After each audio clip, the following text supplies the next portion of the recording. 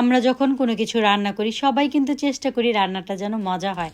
আর আমি মনে প্রাণে বিশ্বাস করি আমি যদি কারোর জন্য ভালোবেসে কিছু রান্না করি সেই রান্না আল্লাহ পাক রহমত বরকত সব বাড়িয়ে দেয়, রান্নাটাও কিন্তু মজা হয়। তো আজকে আমি আমার শাশুড়ি মা সবার জন্য ইফতার বানালাম। আর আমার কাছে ভাল লাগে পরিবারের সবাই মিলে একসাথে বসে ইফতার করতে। আজকে আমি পুরাই ট্রেডিশনাল ওয়েতে ইফতার বানাবো। এখানে আলুর চপের জন্য সব কিছু নিয়ে নিয়েছি। এখানে ডিম দিব, ধনিয়া পাতা দিয়ে আলুর চপ বানাবো। আর পেঁয়াজের জন্য নিয়েছি, পেঁয়াজও বানাবো হচ্ছে পুদিনা পাতা দিয়ে।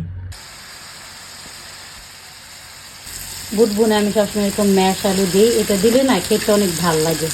বুট বোনাটা একটু মাখো মাখো হয়, খেতে অনেক ভাল লাগে। আজকে ইফতারটা হবে পুরাই আমাদের বাঙালিদের স্টাইল, কোনো রকম এক্সট্রা কোনো ডিফারেন্ট কিছু হবে না।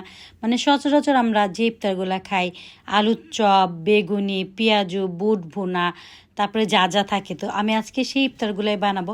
তো প্রথমে এখানে হচ্ছে পেঁয়াজুগুলাকে ভেজে নিচ্ছি।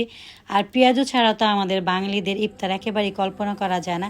আর আমার না পাঁপড় খুব পছন্দ। আপনাদের কার কার ইফতারে পাঁপড় খেতে ভাল লাগে অবশ্যই কমেন্টস করে জানাবেন। আমার কাছে তো পাঁপড় খেতে অনেক বেশি ভাল লাগে। আর এই বেগুনটাই ছিল, বেগুনের সাইজটা এক একটা এক এক রকম হবে, বাট বেগুনি হলেই তো হয়। এখন বেগুনি ভাজবো।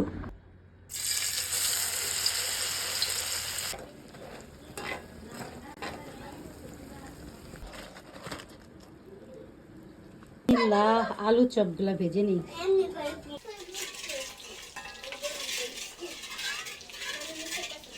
তো আগে থেকে কিছু ফ্রোজেন করে রেখেছিলাম, এখন এটা বের করে নিই। ফ্রোজেন করা ছিল, এটা এখন ভাজবো। আমি কারো জন্য যখন কিছু রান্না করি তখন আমার খুব ইচ্ছে করে যে আরও কিছু রান্না করি, আরও আইটেম বাড়াই। তো সময়, কারণ রমজান মাসে তো সময় একটু কম থাকে, ইফতারে খুব তাড়াহুড়া থাকে, আর শরীর দুইটাই আসলে ডিপেন্ড করে।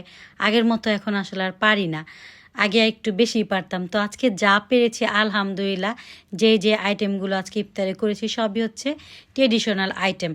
তো পরিবারের সবাই মিলে এখন একসাথে ইফতার করব। আর সব সময় আমাদের বাসায়, মানে আমার শ্বশুর বাড়িতে বড় ভাইয়া মুড়ি মাখায়। বড় ভাইয়ার মুড়ি মাখাটা অনেক বেশি মজা হয়।